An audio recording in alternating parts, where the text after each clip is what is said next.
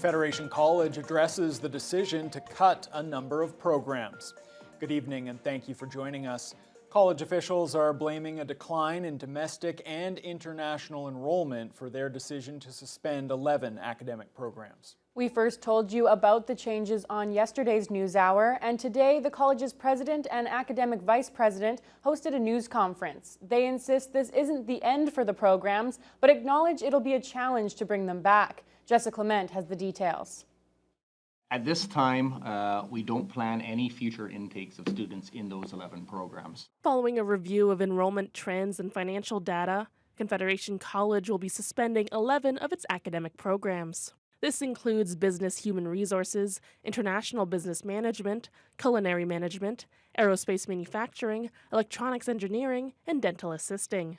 College President Michelle Salo says the decision wasn't an easy one, especially since many jobs related to the programs are in high demand. She notes domestic enrollment has been declining for around a decade, resulting in them relying more on international students. Confederation was mostly excluded from the federal government's 2-year cap on international student study permits, but many foreign students still stopped applying here. When you compare to our 23-24 numbers, where we were kind of at all-time high with international, it's significantly lower. We used to have in the fall intake around a 45% international ratio. We'll be 25 to maybe even closer to 20% of international to domestic students, so a significant drop. The suspensions will impact 4% of projected incoming domestic students starting in September, which would be around 33 students. However, those currently enrolled in the programs are not impacted and will be able to complete their studies. Academic Vice President Aaron Skillen explains these changes are different from a temporary intake suspension or a program cancellation. As for the college's regional campuses, Skillen says they will not be impacted. The regional campuses operationally will continue just as they have. The program suspensions aren't certainly specific to any particular campus. They're, really just impact, from a student interest standpoint there. Salo says the ongoing constraints in post-secondary funding within the Ontario college sector have also made things more difficult. But she notes they'll keep pushing for changes to the international student cap in the region. We have absolutely advocated for changes for the Northwest, as have our Chamber of Commerce, our CEDC, all of our municipal mayors. So I think we'll continue to advocate that way. Skillen adds that they may revisit the suspended programs with the possibility of reinstating them at a later date. We have a set of circumstances here at Confederation College and certainly in the provincial and federal context there that have contributed to these difficult decisions that we've had to make. If those circumstances change in a favorable manner, then we'll certainly be open to revisiting thoughts in that space. Jessica Clement, TBT News. Over $77,000 worth of drugs has been seized by OPP following an investigation in the Northwest region. 3 Thunder Bay residents face multiple drug and weapons-related charges.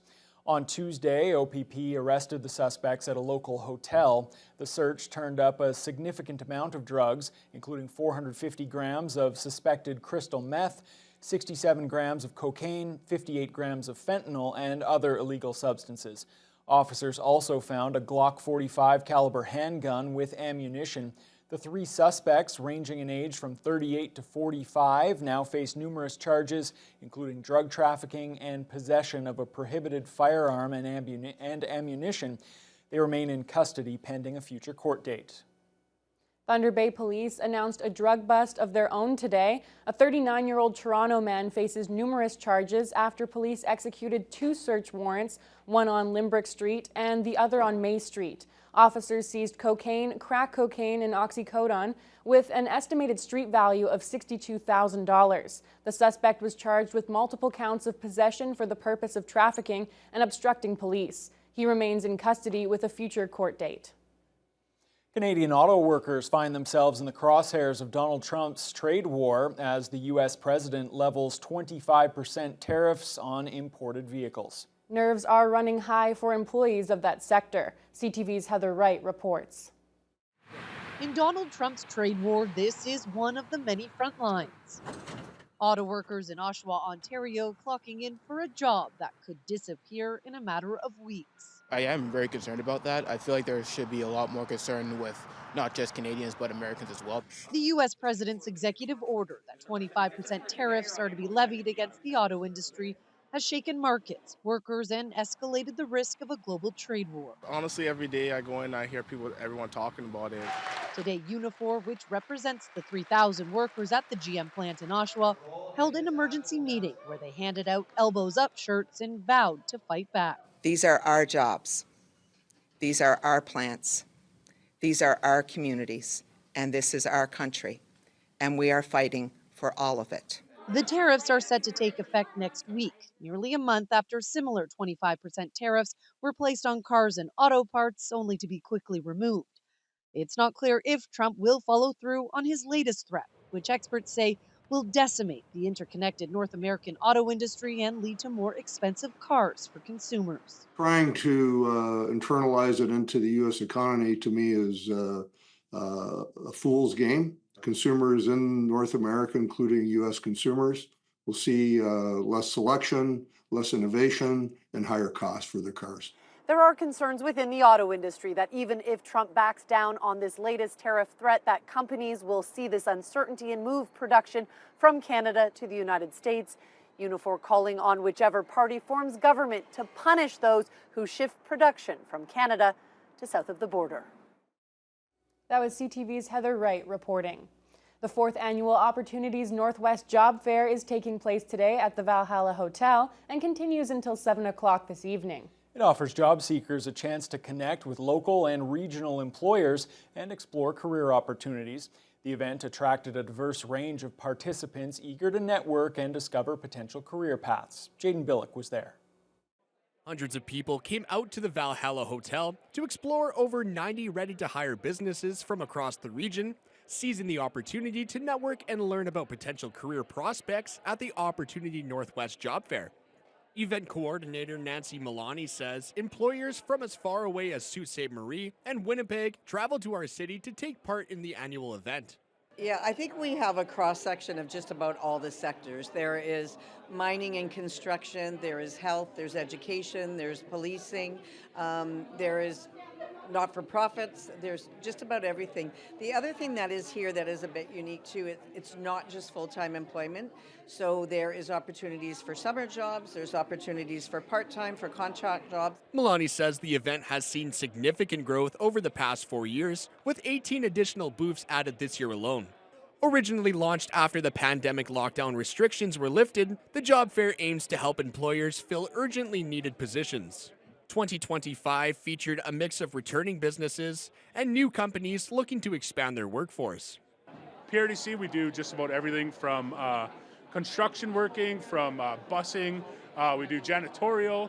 I personally do IT work, and I do from fiber installation to helping your grandmothers get back on their Facebook. You know, we're a booming, I feel, First Nation, and we have so much job opportunity, and that's why we're out here to, you know, kind of spread the word that we have tons of jobs, you know, and just looking for some good workers, you know.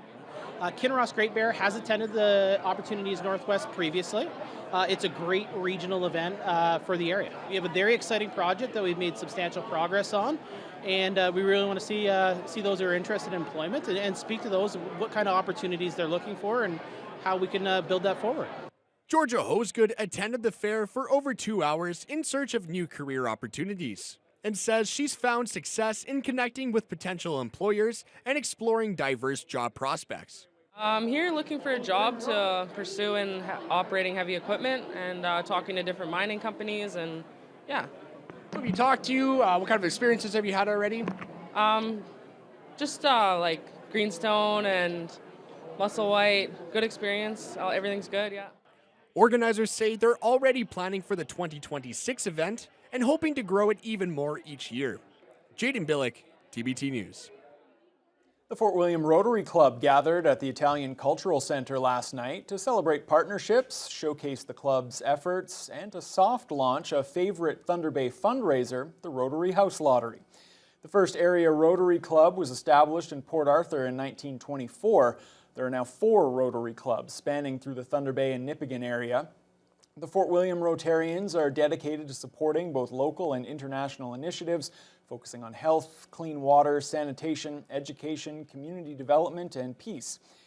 Club President Glenn Craig says their work wouldn't be possible without the generous support of the community and partners, having raised more than $600,000 from last year's Rotary House Lottery.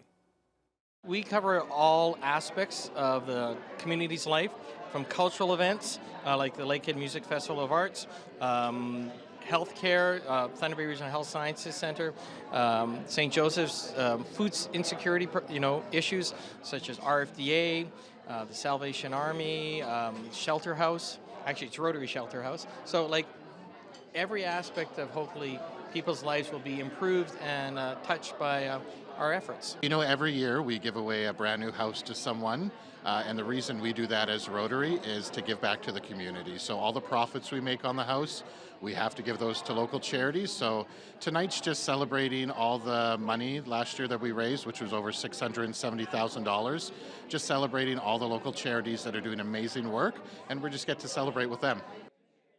Although the event was just a soft launch for the Rotary House Lottery, they plan to do a full reveal and launch at the house on Bruin Crescent next Wednesday, April 2nd. This will mark the 39th annual Fort William House Lottery.